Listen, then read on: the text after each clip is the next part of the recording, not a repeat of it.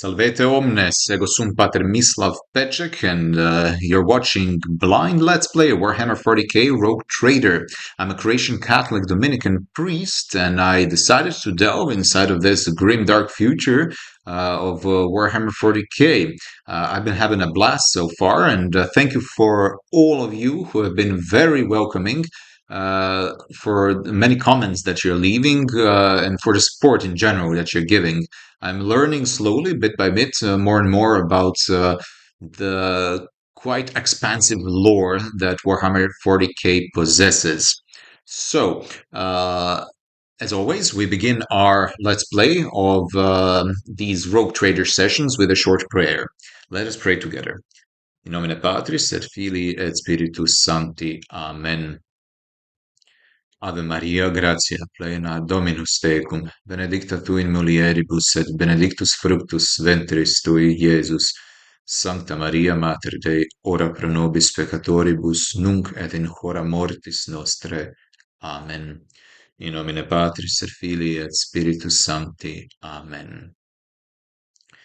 Okay, last time we finished with the electrodynamic Cenobium. We came back on our void ship. We will probably return to Rica Minoris to speak with the governor, is it, right? And also to maybe trade a little bit. Now, what I do want before that is to finally have a chance to speak a little bit with my crewmates, to have a little chat. There are a lot of... Do I have anything in my vault? No. But I can leave something in my vault, can't I?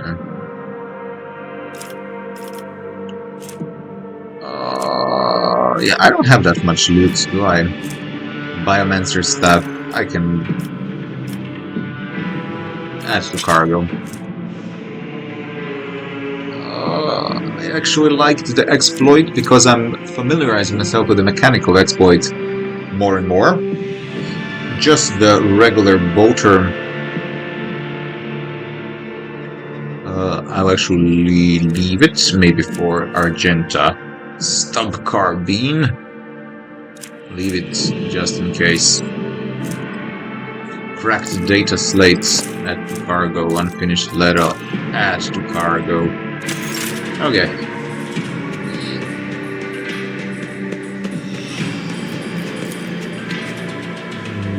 My audio is a little bit maybe too much. Okay, now, Lord Captain, vessel stands ready. They're all very loyal. Let's speak with Heinrichs a little bit. I know nothing about you, Heinrichs. Can you tell me a little about yourself? I'm usually the one interested in the pasts of those around me, not the reverse. I come from a night world, Guizorn 3. I belonged to a branch of one of the noble houses until my exceptional abilities were discovered. After that, I was sent on a black ship to Holy Terra, where I was trained, and I began my service for the glory of the Imperium. So that's quite rare, isn't it? Or maybe usual for the Inquisitors to have been on Holy Terra. Do you remember your home planet? I do, but I have no ties to my homeworld now. None except my first name. I left Guizorn 3 when I was still a child. My family disowned me, stripping me of my family name. I was given a new one by those who trained me. Even for a noble, being branded a psyker is a mark of eternal shame. I experienced that firsthand before I was put on the black ship. Okay, and how did you discover your abilities? Like many psychers unaware of their curse, I found out when a strong emotional reaction triggered an involuntary response. My great-aunt had a pet grink. One day, it bit me, and I boiled it from inside out. And when my great-aunt slapped me for what I'd done, I boiled her too. Wow, no wonder your parents were afraid. Sorcerer's powers are truly dangerous.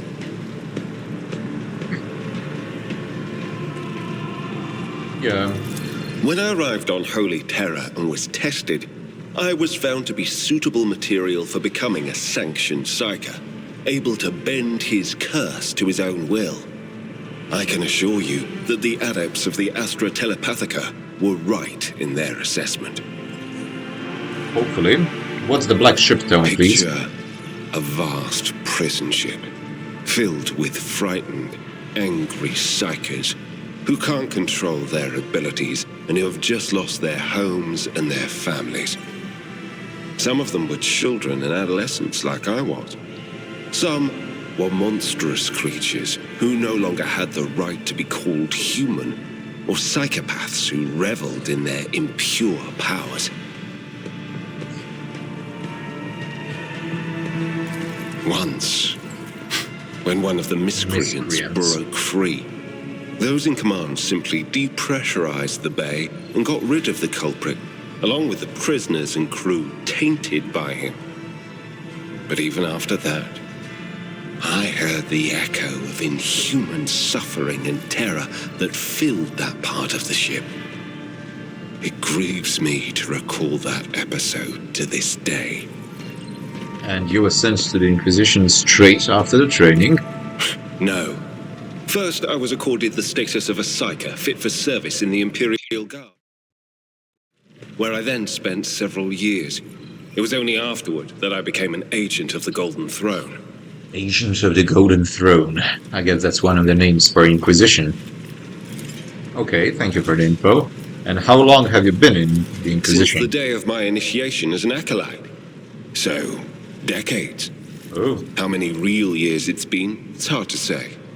When I return from a journey through the warp, I often discover that much more or much less time has passed in real space. Okay. So I bet you've been on many worlds. Indeed. I have visited many of the places brought to the Emperor's light, and those sullied by the filth of the archenemy. In truth, even after all these years spent visiting the various corners of the Imperium and looking beyond its borders, I still consider the Segmentum Solar to be the greatest of all humanity's bastions. Segmentum Solar. Nothing compares to the majesty of holy terror, the might of Mars, the grandeur of the segment's other worlds. That's the solar system, right? What duties have you been carrying out for the You Inquisition? can't really be expecting me to answer that question, can you? The first step for biomancers such as myself is to take control of the processes of their own body, So he including can aging. influence his aging process. I've endured innumerable hazards in my work. If I allowed every trace of them to remain, I would look completely different today. That doesn't mean that biomancers are immortal, does it? Gladly. So you're not the only one who's an acolyte. Of course not. The Lord Inquisitor's entourage comprises dozens of people. The best of the best. Experts in various fields and disciplines. Some of them I know personally. Others I've never met. To be honest, I'm not even certain that the people I know are still alive. I used to work with other acolytes of the Lord Inquisitor, but in the Coronis Expanse, I have been working alone. I see. It must have been very lonely then. I rarely have the time or the opportunity to think about it. You have a special position in the retinue? We are not a retinue. We are acolytes. As for your question, I am closer than anyone else to the one I call my personal teacher. The Lord Inquisitor deemed me worthy of undertaking the most important and sensitive tasks requiring the attention of agents of the Golden Throne. Okay. And within this Coronis Expanse, are you the only one?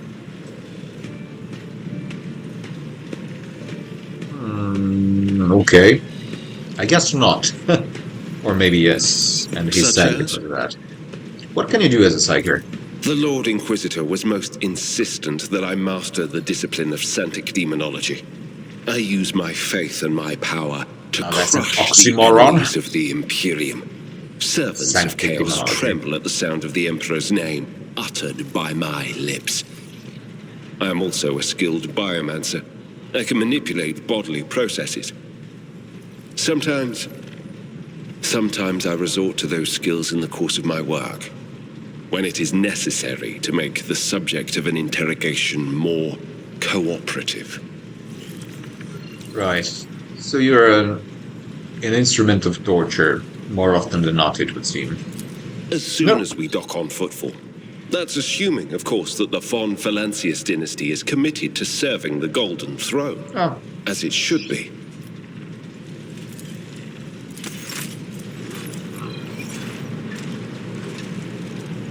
okay. I'm glad that it finished like that. Yeah, he's an interesting fellow, but he's a psychopath. He has a hard history, but he's lived for a long time. I don't like that he tortures people so much. I mean, I can understand the reasons for, but still, I do not approve it. Paulus cannot approve it. Paulus is of a different moral standing, and accept it as it is. Let's talk about things that may be useful to me. A noble aspiration, Lord Captain. I'll I find am the ready to situation. acquaint you with all the particulars that interest you. What do I need to know and keep in mind? This is a topic for an official briefing, not a casual conversation. But I will try to answer succinctly. And if you permit, in my own words, the Coronis Expanse is considerably removed from the heart of the Imperium. This means that local warp routes become useless within months. Established pathways are regularly subject to attacks from all kinds of rabble. And in the only major port, the Imperium's frigates find themselves moored alongside pirate vessels. Until recently, the Coronis Expanse could hardly have been called a region of the Imperium. The situation has changed with the arrival of the Lord Inquisitor, but not by much. This place operates under its own rules, you see. More radical, so to speak. But ones that allow for a non-standard approach where there is a promise of victory. The Coronis Expanse is considered rogue trader territory for a reason. Only rogue traders have sufficient military might, audacity, and the rights granted them by the warrant to survive the leap into the unexplored part of the Expanse, and in the event of a successful outcome, to hold on to whatever they manage to capture on the frontier. Okay, and who are the main players here? In the first instance, you should treat official representatives of the Imperium with respect. The Expanse may be on the fringes, but it still numbers among the territories of the Golden Throne. The arrival of the Lord Inquisitor has turned the Coronis Expanse into a less wild and uncontrolled region, to the regret of some individuals who had grown inured to the local lawlessness. Rogue traders such as yourself are also servants of the Imperium. They have been accorded special rights and powers. They wield immense authority within their territory, and they enjoy absolute respect in other parts of the Expanse. The most powerful of them are Caligos Winterscale and Incendia Bastal Chorda. Tread carefully when dealing with either of them. Yes, If we are to speak of unclaimed territory, which is what Footfall is, among the scum that dwells on that handful of asteroids, there are 3 factions that wield considerable influence in the sector. The first is the Kazbala Commission, organized crime in its most primitive form.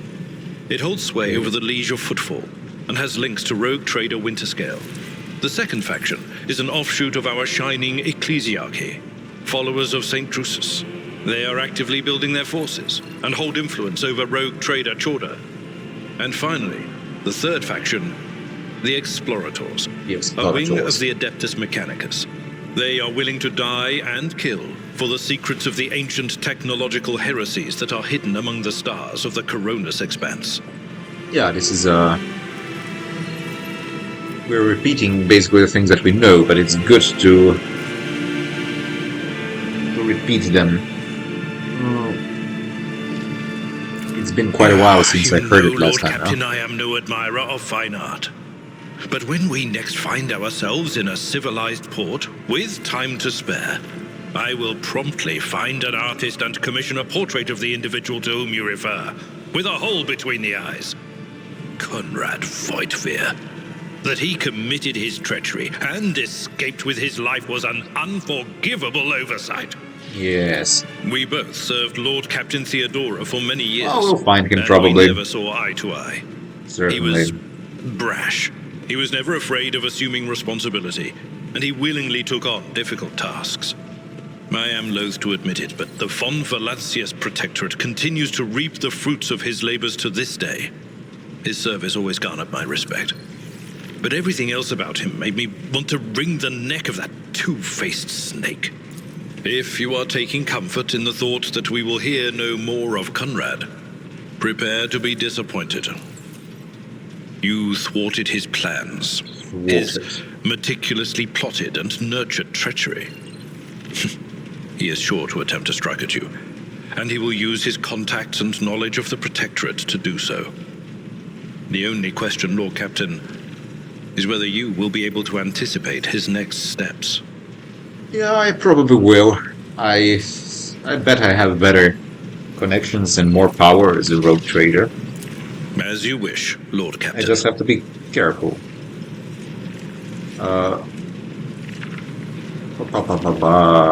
Should I use, like, you can call me Paulus. I mean, he's my right hand. I thank you for the honor, but I must decline. Yeah, I knew As he a was going to former answer military that. officer, I I'm fine. believe in the importance of order in all things, including the chain of command. You are the Lord Captain, my direct superior. I am not prepared to address you in any way other than as regulation dictates.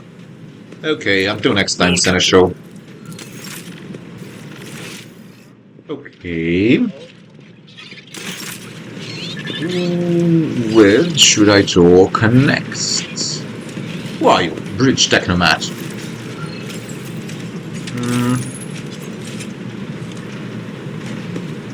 Or whatever it is they have come to lose. The servitors? So I should speak with servitors. It would seem. Voidman at arms, Voidman at arms.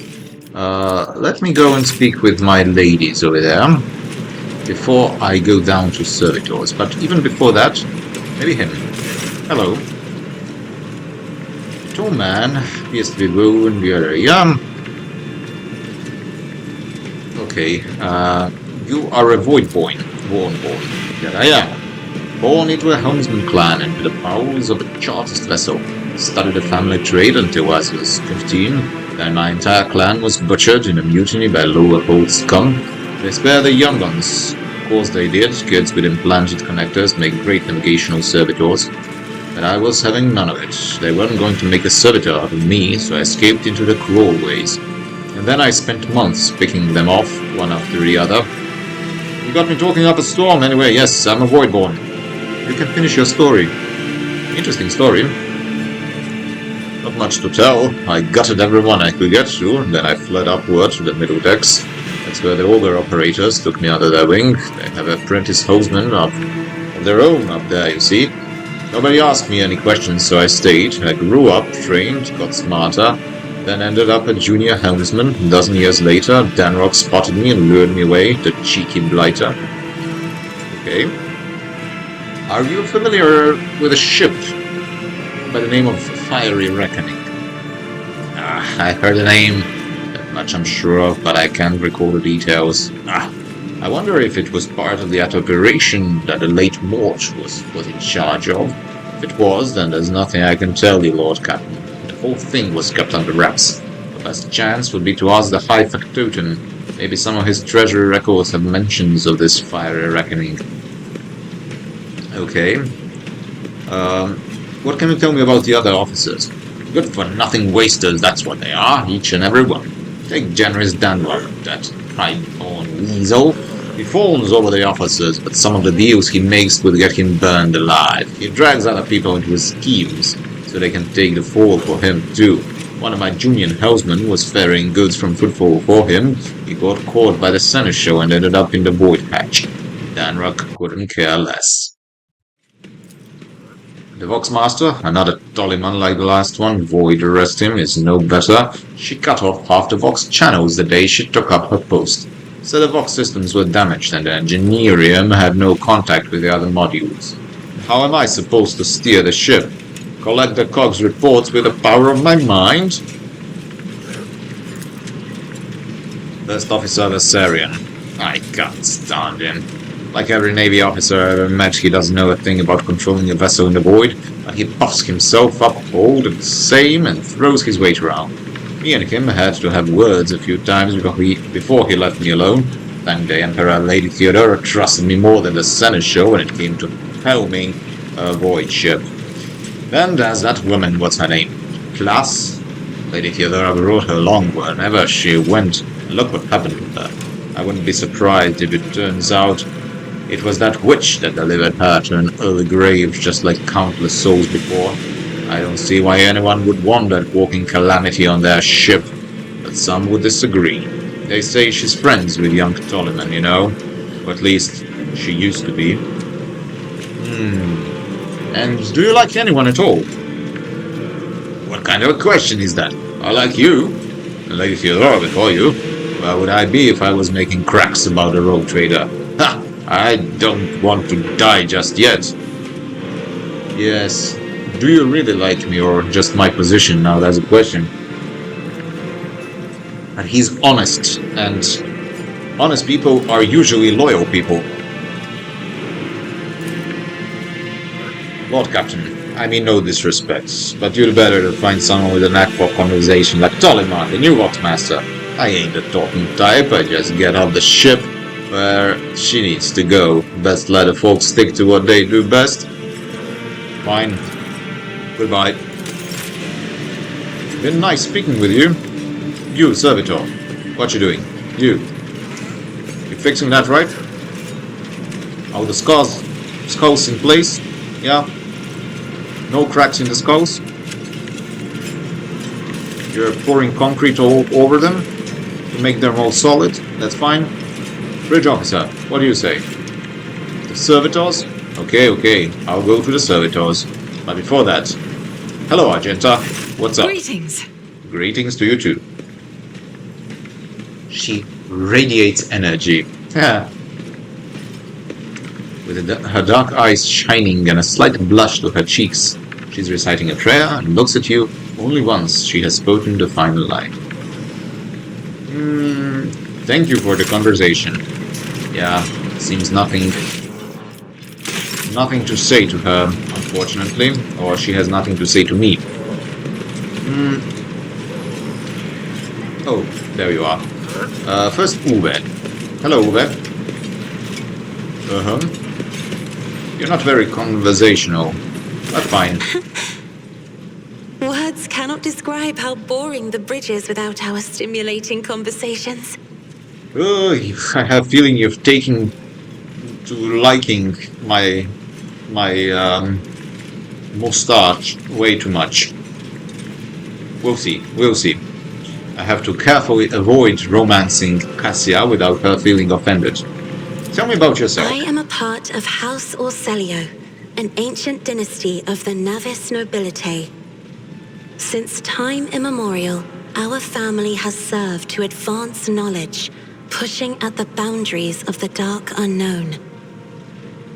The Starway Atlas contains 2,843 routes that chart the sectors of the Segmentum Obscurus and reach all the way from the Coronis Expanse to Holy Terra.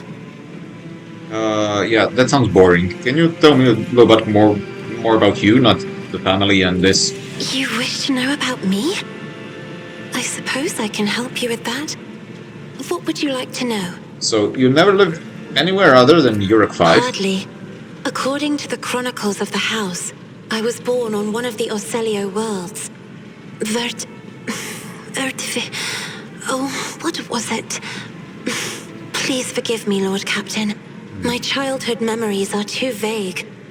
Sometimes I dream about the colorful birds that built their nests in the garden. That's nice. Or the servants dressed in purple livery.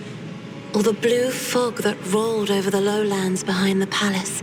That actually sounds But ominous. everything is covered in a rosy haze. Perhaps it is my imagination, not my memory, that is painting these pictures. And your life on the station, how was it? My stay on the station was wholly dedicated to preparing me for my future duty.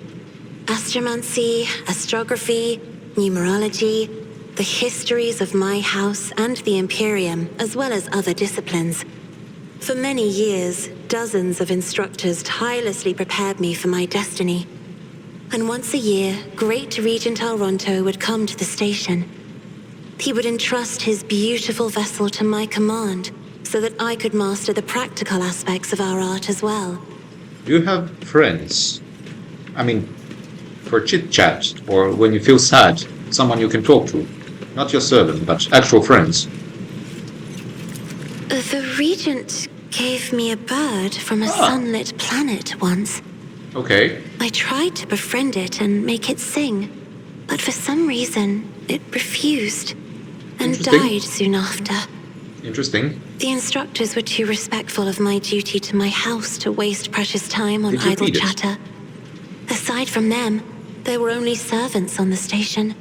And you know they have their vocal cords removed, so they cannot break their vow of silence. Yes, that's an unfortunate fact. And since the subject has been breached, Lord Captain, why do you not follow this honored tradition? Your decks are so garish. Apologies, I meant noisy. Noisy. The rabble don't just chatter. Sometimes they shout and even sing. Why do you allow such a lack of restraint? My crew are singing. Are highborn, are they not? Oh my god. Number one. You have a point. I will have the lower ranks stripped of their vocal cords. No, I will not even joke with that. Because I'm afraid the game will think I'm being serious with that.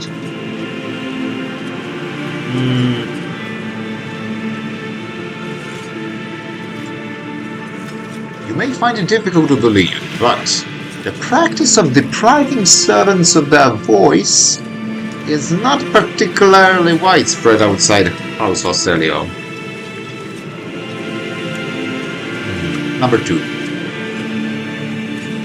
A ruler cannot maim people just because it is in his power to do so. On the contrary, it is the duty of every ruler to look after his subjects. Your words sound amazingly blasphemous.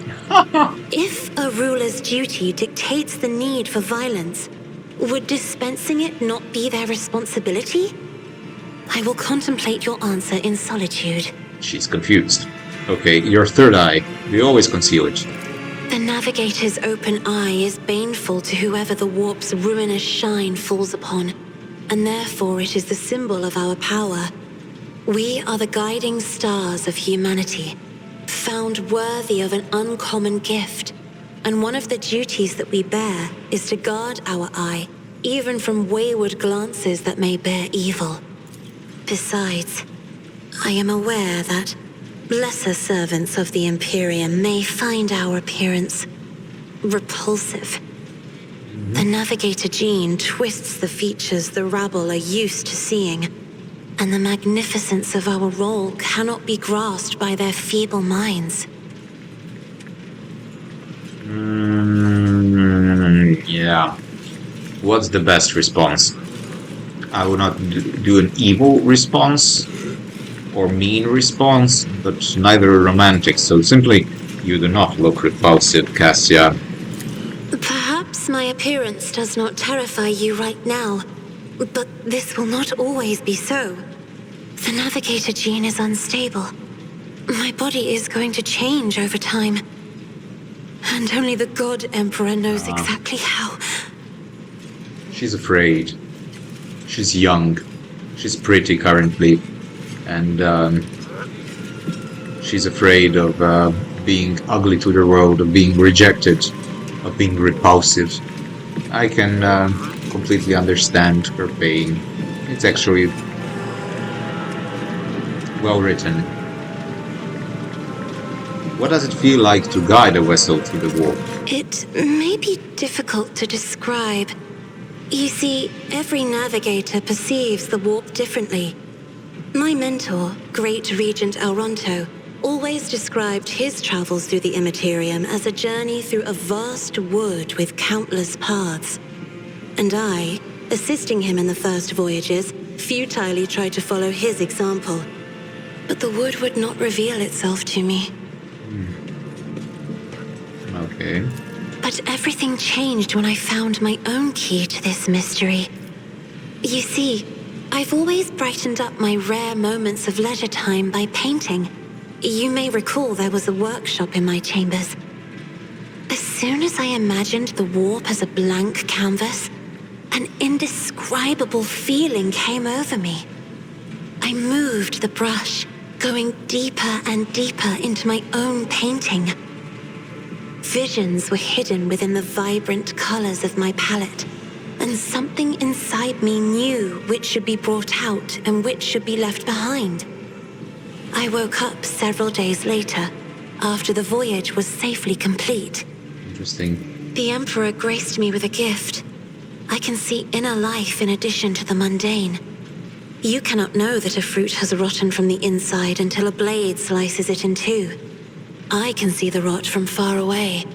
It roils like swamp mud, oozing through the bright peel. Anger and boredom, sadness and joy. So she's a Everything that people shut away inside themselves good judge of is character. revealed to me like colors on the canvas of my world. Okay. You will hear no objection from me, Lord Captain. What does your special sight reveal? Sister Argenta shines like a guiding star, inspiring resolve in those around her, seemingly inexplicably. However, I see a dark and ugly fog billow behind her, Me too. contrasting sharply with her shining light. That's the part of It burdens the Sister of I Battle. want to see everyone burning. It drags her down. Yet Argenta herself is hardly aware of it. Yes. Because she's enamored with violence a little bit too much. Of course it will drag her, influence Seneschal her badly. Viserion is among the few whose colors are a pleasure to look at. Oh really? Whenever the Seneschal speaks, heavenly crystal clarity spreads around him. And whenever he is angered, dark blue clouds I condense have a over feeling him. you like him. And in his rare moments of joy, a pure gleam of sunset pink caresses the souls of those near him. Out of your entire retinue, Lord Captain, he is the only one I would trust with my life. Good. The esteemed That's Magos useful to know. Haneman is shattered, A like a name. beautiful stained glass window into a Haneman. mosaic of colors. Okay. His bright, beckoning hues are mixed together in complete disarray. I must confess it perplexes me. Normally, scarlet and steel are all that fills the heart of a servant of the Omnissiah. Behind the cobalt steel of his thoughts, behind the cold, faded grey of his emotions, an ember, the color of amber, glows in Master Van Kalox's soul. So bright and warm, one is tempted to touch it. He's from It the is fourth sad world. that the interrogator so- seeks to drown it with his own hands in the bottomless blue of duty. Sad indeed, but I can relate. So I will try to take out that beautiful amber. Amber. I like that. Amber, the color of amber. Yeah, amber. Idira's emotions are like a maelstrom, bright, unbridled, enveloping her form like a wondrous kaleidoscope of colors. And as dangerous as a twisting warp storm. The riot of colors. Yeah, tell me about as your the house. only voice of our family on this vessel, it is an honor. Okay. As long as your questions are courteous, I will answer every one of them. Okay. Is the Urselia prophecy system named after your ancestor? You are shrewd indeed. Shrewd My indeed. ancestor charted that route while fleeing the enemies of humanity. They say the Emperor himself was his guide, because the warp expelled their vessel without a single loss. Unfortunately, the lips of those who relate this tale seep with disgusting green hubris. I think Kalain Orselio was simply a skilled navigator.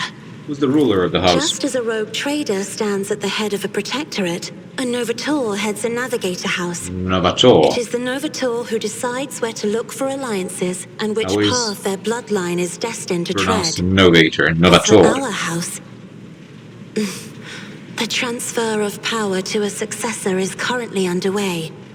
In the meantime, Great Regent Auronto Orselio is ensuring the stability of the house. But you lived in seclusion on a close station until Fella committed his sabotage, so then you must be the Novator successor. So says Regent Auronto. Nothing is decided yet. Some people in the house become enshrouded in rolling grey clouds at the thought of me becoming the Novator. But even more are bound with dull leaden chains. They think I am not ready for such a burden. You're too young. I agree with them, actually. By all means. Okay. This is where I beg my I have leave. enjoyed your company. Thank you too. Fine. I could speak with Adira and Pascal here as well. Should I? Should I speak with Adira? Oh, why not? If I speak with them all, I should speak with her as well. Servitor. Can I speak with you? No. Voxmaster Vigdis, what's up? Have the Vox Spirits brought you anything interesting lately? No info. Oh, this is a rude question, forgive me, but who are you? But I mean, why not? Her name is quite long, actually, I do not remember. Voxmaster Octavus Vigdis Suri Otta of the Toliman dynasty. Current Voxmaster, serving aboard your vessel. Sure. That's all for now. And now, I would like to find... Oh yeah. For sure, I need to speak with you. It was time. Pleasure to see you. So, I heard that we have an issue with servitors. You see, your lordship, the ship servitors have been malfunctioning of late. They violate protocol, interrupt their tasks, observe crew members for long periods of time, move erratically with no meaning or purpose. Had it been a routine technical fault, I would have decided the fate of those servitors myself, but I deemed it necessary to notify you. I do not wish to hide such irregularities from the Lord Captain. If you wish to observe the servitors' unusual behavior before you decide their fate, this can be arranged. The majority of the defective units have been delivered to one of the storage compartments pending your decision. Pascal Hanuman. I already forgot how I should pronounce it. I will continue pronouncing it Hanuman. Express the desire to be present during the inspection. Well, by all means, why not? I shall take a look, but not right away. I want to speak with you. Have you ever heard the name Fiery Reckoning? I'm afraid it's not familiar. Please allow me a moment. Click, using his tablet. House von Valancius did indeed sign a contract with the owners of a vessel with the designation Fiery Reckoning. There are transactions, records of the ship picking up cargo for Piava Gamma. Oh, this is odd. The data log ends there. Apparently the ship had some interactions with one of the workshops on your industrial world. I beg your pardon, your lordship, but that is the extent of the assistance I can provide you in regard of this particular matter. Okay, I would like to replace the painting of the late Theodora in my chambers. Hang my portrait instead. I don't like either of those. Can I have, like, I don't know, some pious portrait of some saint? Not of myself, that's just ego trip, but also, you know what, late Theodora will stay there. In honor of her, I will leave it over there. What was it like working with her? Oh, now that's a tricky question, your lordship. Do you ask it of everyone, knowing they risk losing their heads should they let slip a careless remark about your predecessor? I shall put it thus. Working with Lady Theodora was never boring and always profitable. The Imperium has billions of subjects, but very few do what they love, and what they are best suited to. I would say Lady Theodora was one of the fortunate ones. She was a model rogue trader. She surrounded herself with those who excelled at and loved their work. hers was a rare talent indeed. And why are you here? How come you serve von Valancia's dynasty? He comes from Dark Gornus. He's been a subject since birth. He always strived to be of use. He was not the primary heir. He's 15th in line, so he won't stand in the way of those behind him. The brothers and sisters schemed against one another, and he studied exact sciences and mastered bookkeeping, the greatest art of the Adeptus Administratum. I must admit that the accumulation of wealth, something one can control, is far more exciting than hunting, carousing, and the other traditional amusements of my noble peers. Wow, that's interesting. He is someone who is very capable, and that's why he's also not really trustworthy and maybe dangerous. I would like to order the shipping and transportation of some goods. Drusians, explorators, has Balika mission.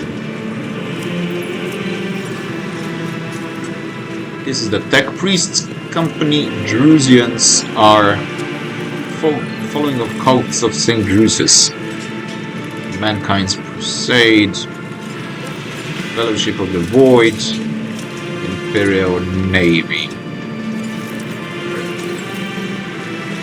Well, first I want to sell to the Imperial Navy if I can, and I cannot. Tech Priest Quartzkrane to the Explorators. So I can use him even though I'm not on that planet, it would seem. Ooh, that's interesting. It's very interesting. Cargo lists, cargo. Select tradable. And trade. So yeah, I'm under I have a fine amount, I guess. Trading. Can I buy something that's of use to me? Karamite Stormtrooper Carapace. Yes. Buy. Oh no, it's 18. Sorry. I have 17. Soul Siphon. That's for using with a Psyker. Plasma Pistol. Modified Bolter. Modified Bolter.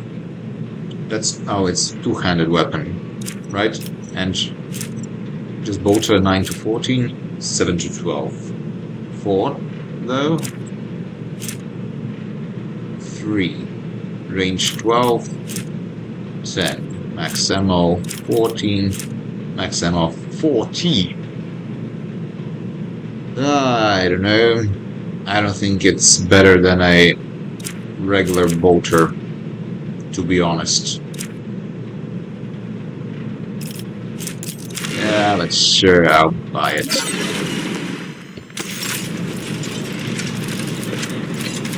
I have to find someone from within these organizations to trade with, even though I'm not sure I'm going to be trading with every one of them.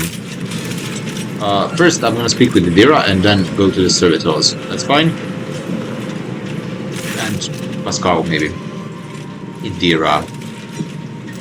So you seem to have a very strong reaction to what Argenta said about the broken lens. It was just my nerves playing up. Something about our little saint doesn't sit right with me, and I trust my gut. Oh sure, she seems straight as an arrow and as predictable as a hangover after drinking. But when I look at her, something about her makes my brain itch. I mean, she's not perfect. After that conversation, I tried to listen to what was being said about her. Beyond the door, what I heard was strange. Blood in her past, twilight in her present, and something like a star leading her. But where is it leading her? I saw several roads, and all of them frightened me. I see. Maybe we should warn her. Oh, yeah. You go ahead and tell her the wicked Psyker has divined something about her. She'll be so pleased and grateful, and of course she'll listen to what you have to say.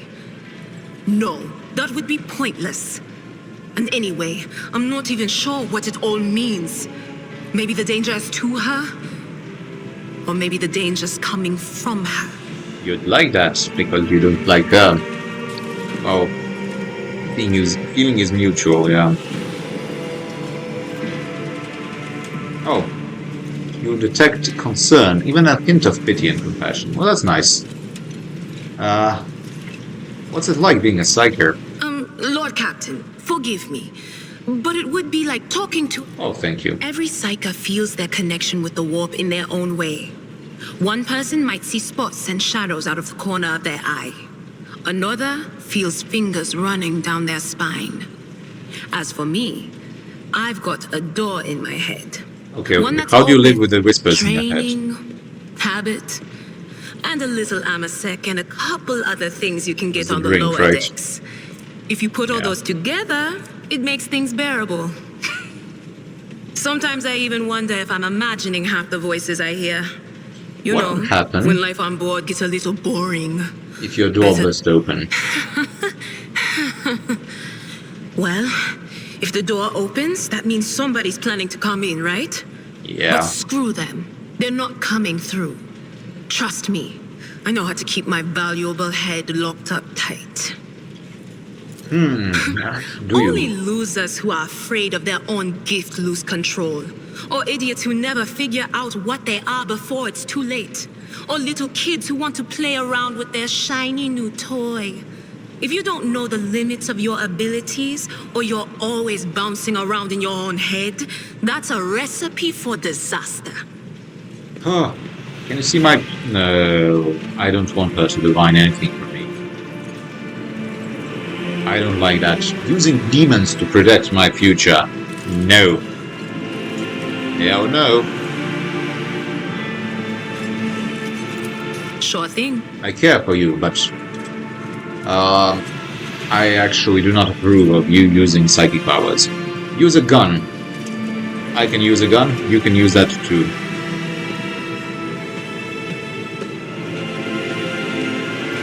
Did you know Theodora von Valancius well? None of the officers knew the Lord Captain well, not even Abelard, and she was always closer to him than anyone else. She told me from the off if I He's ever trustworthy. listened to anything in the warp about her without her permission, I'd be going out through the airlock. I'm not an idiot, so I never stuck my nose where it didn't belong, only when I was asked. It's hard to wrap my So you head were around the asked. fact that she's gone. Lady von Valancius gave me everything I have. She opened the stars to me and the paths between them. Yeah. I still think I can So, hear her between voice. you and The Argenta, little sister is afflicted with her own set of voices. Ones that whisper to her about corruption and heresy. The silly girl doesn't realize that if she wants to find the source, she needs to start by looking in her own head. that's fine. It's good to know, actually. I mean, if she does have whispers in her head, she should check it out. I will keep a better, view on Argenta. Idira, about your abilities. What are you talking about, Lord Captain? You're a psyker.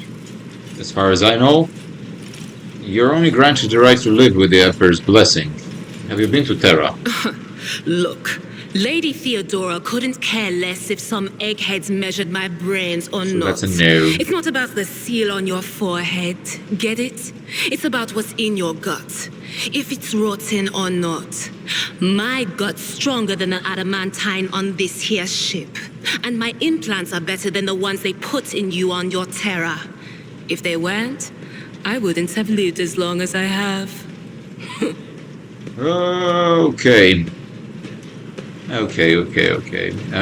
Where do you come from? An outlying world Later. in the Heathen Stars region. In the Even Coronis stars Expanse, the deeper you go, the less visible the Astronomicon gets, and the less people know about the Imperium. So far away. The arrival of a rogue trader is the best thing that can happen to a world like that. The very best. How did you end up in Rogue Trader service? Theodora von Valancius paid a visit to the ruler I was serving at the time. I don't know what the visit was for, and it's no business of mine anyway. I can still remember the way the voices in my head changed when I looked at her. They were practically screaming.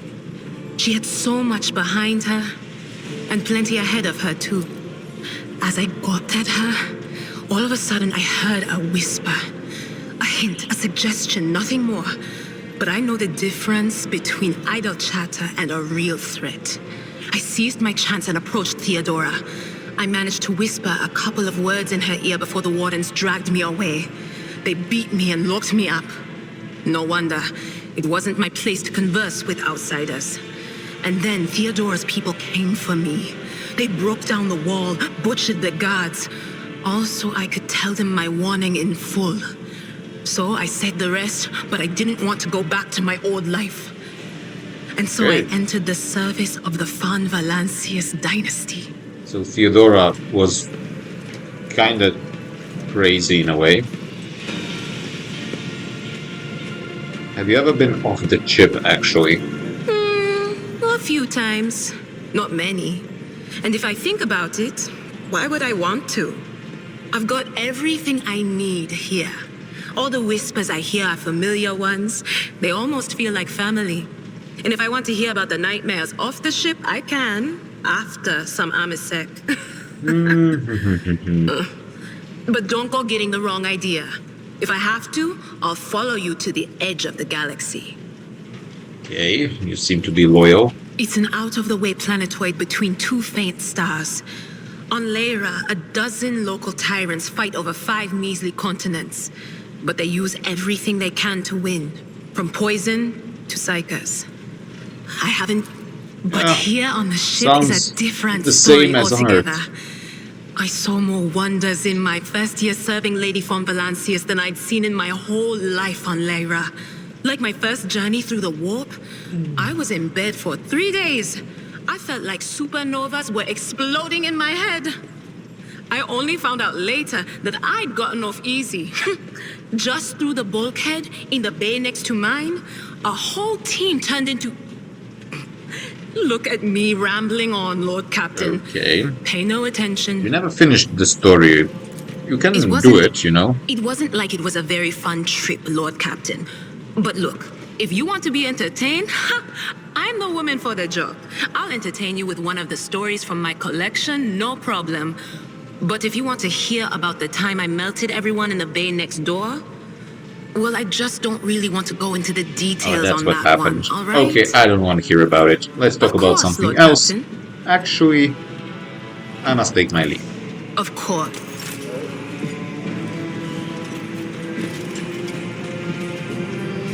Alright. Abel? Hello, Abel. Did you recover? Your Messiah knows all, comprehends all. How are you feeling, Abel? The running of the Binharic protocols was bogged down and dissolved in false commands. The filter has separated the correct signals from the incorrect. The running has been restored to its swiftness. Tech brother Abel has passed their diagnostics. The pernicious influence of sacrilegious procedures has been completely eliminated. Statistically, most survivors of a schismatical's infestation are left with severe cognitive impairments. However, Tech brother Abel's mind, being of a less typical nature, has not been damaged to so great a degree. I see. And I gaze into his eyes and say, Tech brother Abel, are you free from possession, are you not?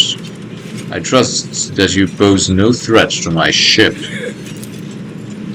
What was flawed has since been purged by the shadows of the Huntlinger. The cog is dismounted, and no judgment has been made. the absence of judgment, threat remains. Who will make the judgment? I will. I will make the judgment that will avert the threat. There is no need to frighten him. See? And what judgment do you two speak of? Only he knows, but if my tech brother fears that he might not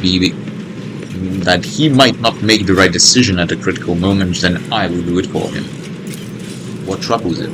I assumed at first that this was caused by a shock inflicted on his system by the schismatical attack, but my tech brother's words are a sign of a deeper reason for his unease. He foresees something that threatens both him and all those around him, and thus I stand ready to face the threat. You're a good brother. You care for him as if he truly were your younger brother.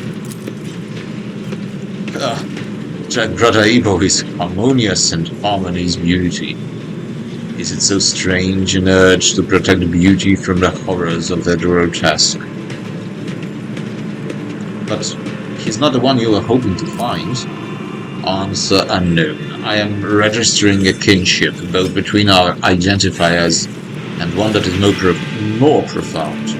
Archmagus Amarnat left an imprint on all his students. It may be then that I see some of my mentor in tech brother Abel, and so my spirit rejoices and strives to keep him from harm. Okay, I will not frighten him anymore. Thank you. Why do you have the same name? The naming of the names is not an index to the text. The naming of the names is the text.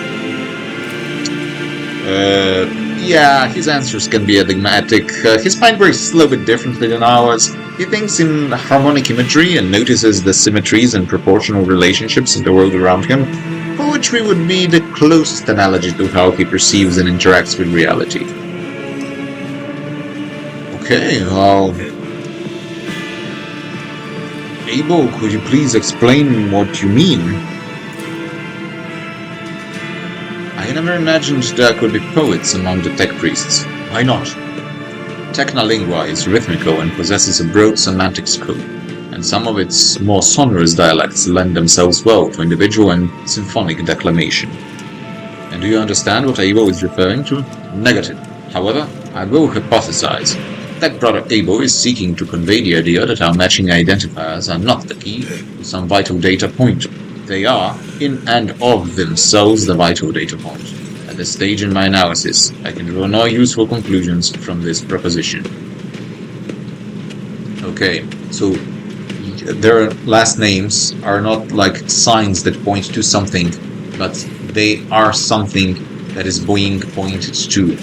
The last name is the answer to the question we don't know yet.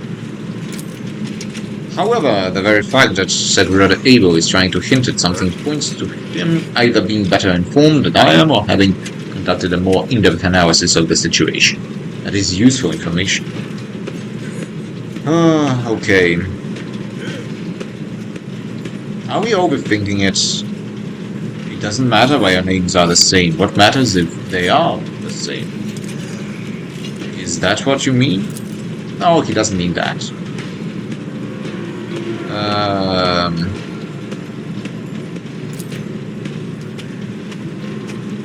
They are connected. My hypothesis regarding Abel's connection to the Blessed Amarnat has been confirmed. Okay, what are you working on?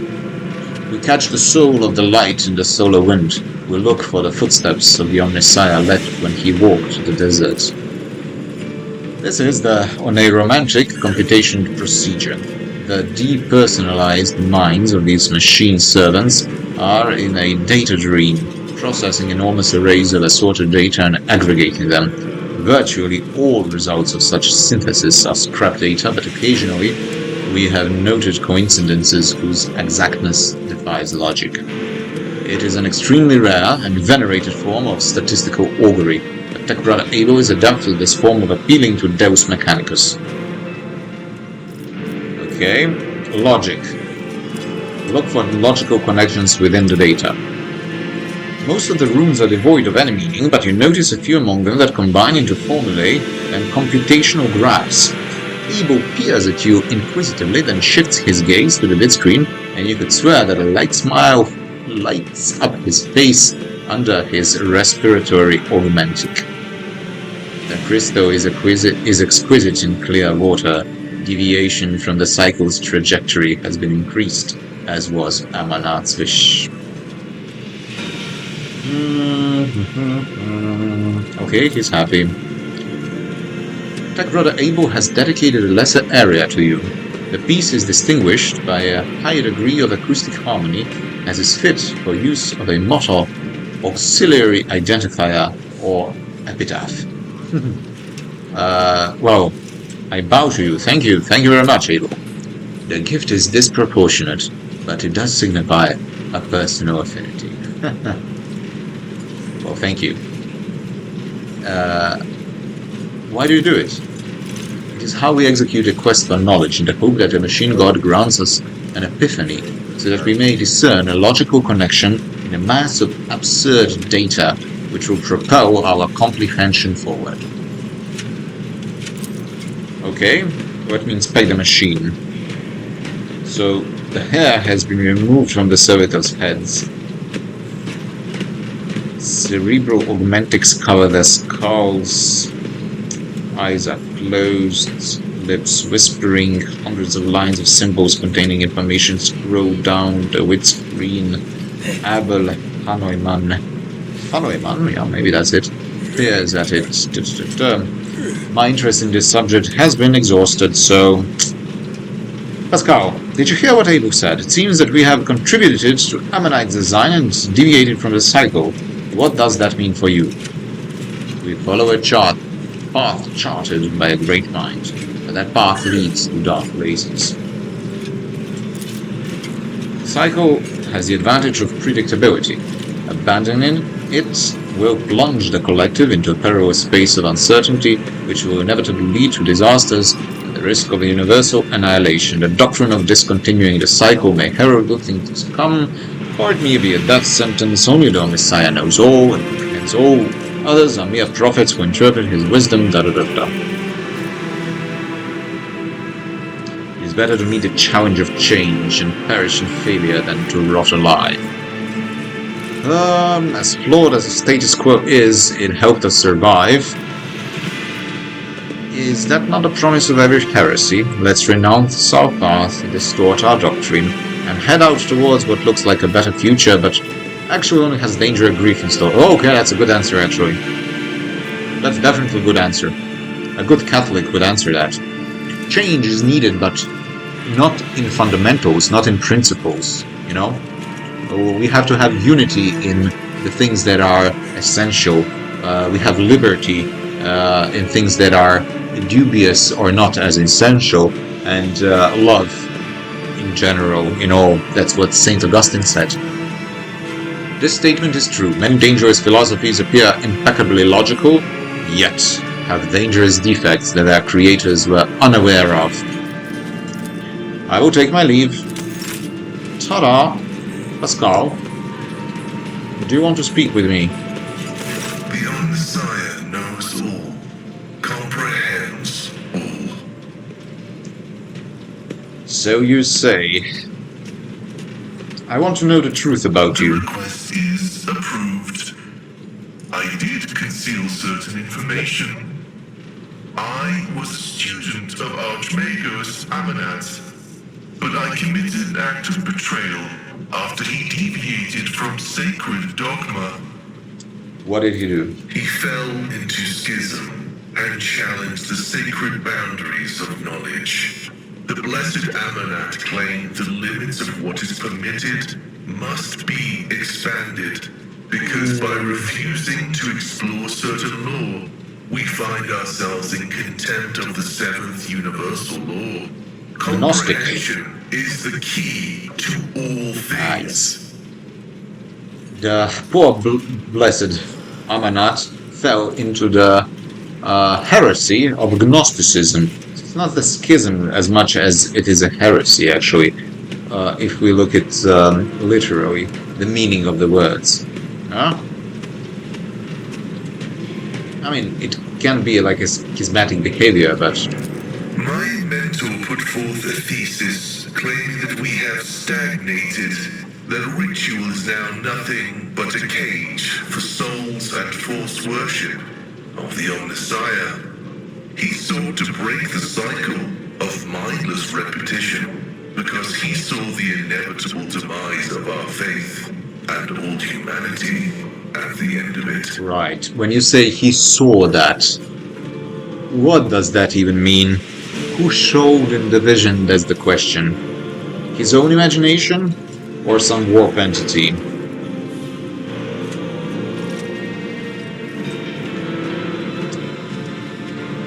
Well, that sounds like a theological argument, not a political one.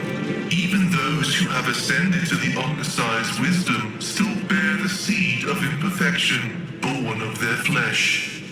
But the ambitions of individuals mean little when we discuss ritual and belief. Knowledge is divine, and any argument as to how it must be reached is an argument of ritual and belief.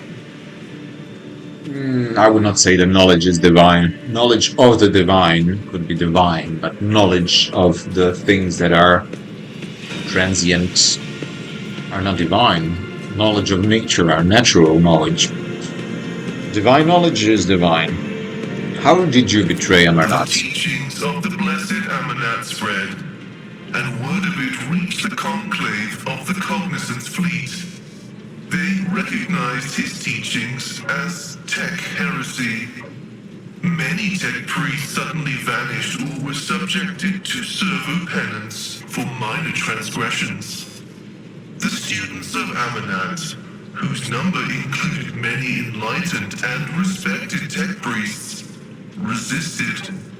My prognosis showed that our most likely future was a schism and a fratricidal war that would destroy the Cognizance fleet. That was when I headed to the Conclave.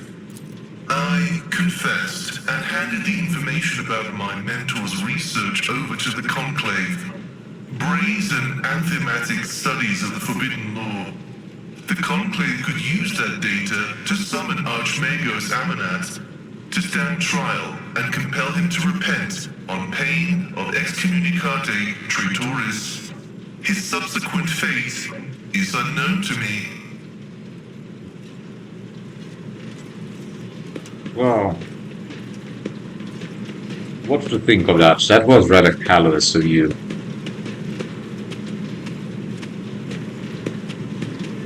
And then again, you acted as a loyal son of the Imperium should. Pascal's primary loyalty did not lie with his mentor, but with the Imperium. So he was not disloyal. He was loyal. He was not traitorous. He was not traitorous. You know, in the same way as me, as a monk, as a Dominican priest, I have to be loyal to my superior, the prior of my convent and the provincial of my province, and also to the Pope, the Roman Pontiff. But if they say something or do something, or let's say if they say something or order me to do something that I know in my conscience that it goes against God's laws, no, my primary obedience, my primary loyalty is not with humans, even Pope, but to God. And I have to listen to my conscience. I have to be obedient to Christ primarily. So, yeah, I can make parallels with Pascal. I can say that he acted as a loyal son. I pray that the Omnissiah grants us wisdom to overcome the dialectic differences that divide us. Why did you go to Rica I was Menors? summoned there by a message that was encrypted with the blessed Amarnath's personal code, and could it be interpreted in several ways. One thing was certain. We were in danger, and I had to go to Rycat Minoris. Who's able, Assessing actually? his personality is difficult. The spirit of Brother Abel is different from that of most people. Tech comrades of the Cog call such persons quiet ones. He possesses significant intellect, but shuns communication. Oh, he has Asperger's. So far, I have not been able to determine why Abel summoned me to Rykad Minoris, how he is related to the blessed Amanat, or why he bears the same name So, as me. what are you going to do next? I was wrong when I assumed it was the blessed Archmagos Amanat, who assumed the guise of Abel Haneman. But there is a Haneman. connection between Hane. him and the Reverend Abel, Haneman. and I intend to uncover Hane. the nature of this link. Abel Haneman. Hanuman. Sounds much better, Hanuman. Hanuman kind. Haneman. Why is this red Haneman? English language, you're so weird. Acknowledged. Haneman. I will return to ruminating on the search for the blessed Amanat. I want to know more about your The past. request is approved. Where are you from? Information about my origins is worthless. I belong to the priesthood of explorators and came to the Coronis Expanse over 200 years ago. Any events preceding that moment are insignificant. Okay, so I don't know how old are you, but how did you end up here? I was honored to become a member of the Explorator Cognizance Fleet. When the Adeptus Mechanicus summoned the faithful for an exploratory venture into the depths of the Coronis Expanse, I joined the fleet in fulfillment of my sacred vows of comprehension. Why are you not with the fleet then? After I betrayed Archmagos Amanat, the fleet conclave directed me to the orbital station Altar Templum Calixis X-17. For this venerable temple station was founded in the early years of our expansion into the Coronis Who are the Expanse, the explorators? sacred fraternity of explorers. The cult Mechanica sent us out to the frontiers of the known sectors as researchers and conquerors. We are the warriors of the Code, who return to the lost worlds and devote themselves to Recovering the lost ancient knowledge. knowledge. Okay. Explorators are granted the privilege of being more independent than many of our tech comrades. However, it has earned us a reputation as unstable and poorly controlled troublemakers whose unorthodox views are dangerously close to apostasy. I just realized that the two of us are speaking over a machine. So weird. Tell me about your mechadendrites. Your Doc They Ock. are my younger brothers and guides on the way to the Omnissiah. Their machine spirits are directly bound to my neocortex and pick up impulses from my subconscious. Sometimes they act ahead of my thoughts. This is how the Omnissiah leads me to comprehension. Sometimes they act ahead of my thoughts. Oh, yes, if they are bound to your neocortex, of course. They can act ahead of your thoughts. Like instincts, you know? I first act, then I think about what I acted. That's the nature of an instinct, isn't it? I mean, and instinct, of course, can be trained, which is very important. So that's like a Neuralink.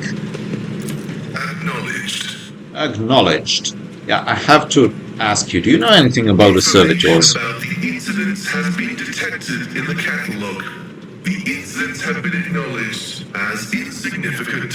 Are they really? A technical inquiry has established that the most statistically likely cause of the errors was a transgression of sacrilegious negligence during the lobotomizing rite. This disgraceful act of malfeasance has allowed shadows of the servitor's thoughts and recollections to survive in the depths of his mind, which ought to be dedicated to service alone. As a ship's engine seer, I accept the results of the technical inquiry. As a learned servant of the Omnissiah, I question its findings. Okay, I must take my leave. Goodbye. I want to go finally to the servitors. So, Hi, Factotum Januaries. Let's take Pascal and go there. Yes, please, Pascal shall come with me. So, when his lordship arrived at the scene, he found the servitors in the same position that they assumed after they had been corralled into the bay, all standing in a long spiraling line facing the center of their strange formation. The moment his lordship crossed the threshold at the bay gate, the bodies jerked into motion, all as one, as if obeying a command. The servitors turned to face the Lord Captain. The technomats, tasked with overseeing the defective units, even reached for their weapons, but then the servitors went still just as abruptly, staring at his lordship with vacant eyes. All present held their breath, disturbed by this sight. We waited for the Lord Captain to speak. His Lordship, Paulus von Valancius,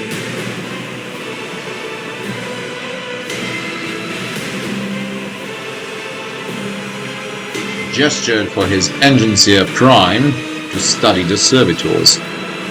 The Enginseer Prime slowly waded into the motionless ranks of the servitors, peering into their faces and checking the readings. There was no haste in Pascal's actions. With mesmerizing diligence, he inspected every single unit in his path, and bin Herrick prayers were his companions in this investigation. The examination confirmed the technomat's initial hypothesis. The servitors' souls, or rather, the souls of the people they once were, had awakened. Not yet fully conscious of their past and present, these half-machines could nonetheless feel primitive emotions and sensations, such as fear and pain. This undesirable consequence of shoddily performed lobotomy is most rarely observed, and yet, for some unknown reason, it had occurred in every single one of the servitors gathered in the bay. So in this world, lobotomy causes for them to, lose the soul. We would not describe that in reality. Even if you have severe damage to your brain, it's just the material part of yourself. A person is a composite of both form and matter. So the soul part is the formal part that gives life to the person, but it cannot function, it cannot act without the material component, without an actual brain and everything that is within the brain. But the mind, the intellect, the abstract mind is non-material, completely non-material, even though it uses the brain as a tool. And also the will is also completely immaterial, even though, of course, it uses the brain and, of course, the whole body. So even when we have severe cerebral trauma, we would still preserve what makes us human beings, in a way, The intellect and the will is still there, even though we cannot use them. We cannot use our intellect properly, or we cannot use our will, but that doesn't mean it doesn't exist. Now that's a key difference, but you cannot think in that way if you understand the world purely in materialistic terms. All present held our breath. Disturbed by the sight, we waited for Lord Captain to speak, and I took several steps toward the servitors. Immediately, each and every one of them stepped toward Lord Captain in perfect unison. They mimicked his movements with frightening precision. The rogue trader halted in place and, after a moment's thought, waved his hand to the servitors, just as synchronously repeated their gestures as well. When the Lord Captain turned quizzically to the technomats, so did the servitors, as if mocking him. Whatever the Lord Captain did, be it an incline of the head, a wave of the hand, a step to the side, the defective units repeated it without a moment's delay or hesitation, like grotesque marionettes controlled by an unseen puppeteer. We observed this mime unfold in distressed bafflement for nearly a minute, until the servitors finally came to a stop.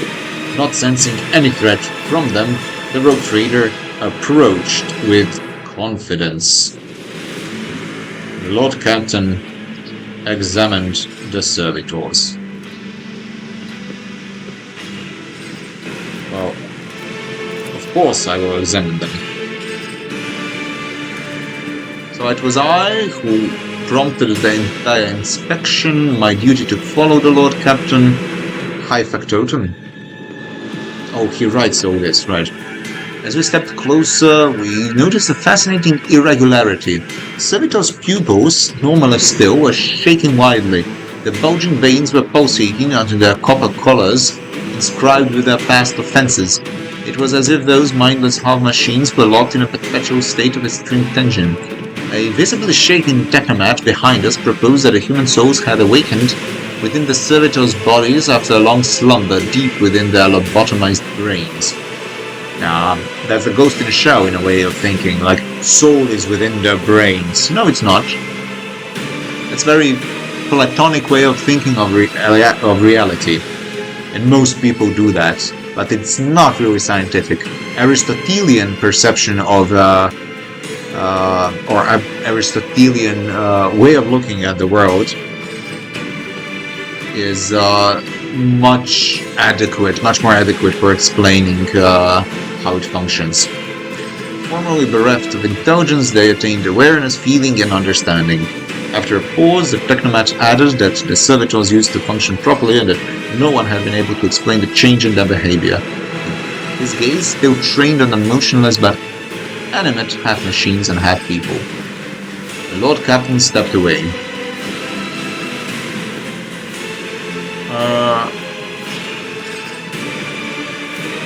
Give me a report on defective unit status.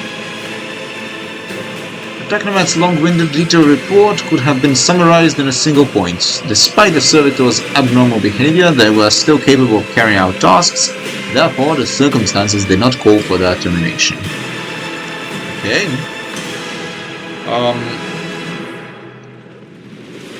Disassemble one and have its components investigated. So, they do that with many clicks, snaps, and hisses. The sutures between its wrinkled pale flesh and augments laid disgustingly bare. We watched how they do their work like surgeons and can see every centimeter of the stiff muscles abounding with valves and cavities pierced by countless cords and tubes. After all that, nothing, no insight. It was as if the mechanized servants were overcome with some primordial terror. Okay, now not just eyes were shaking.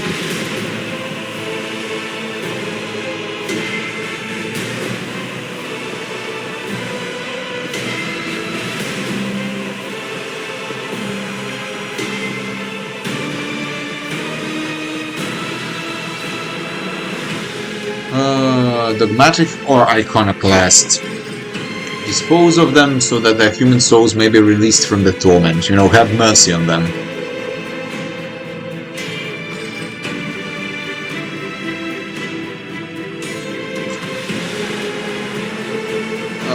Yeah, I guess. Nothing is perfect here, but within the context of this world and this situation, I presume this would be the most appropriate response. So they incinerated all of them, it would seem. Okay. Well, that's it. I finally managed to solve the issue of the servitors in a fashion that I'm not sure if I am all that satisfied with. Nonetheless, it is done. It is done finally.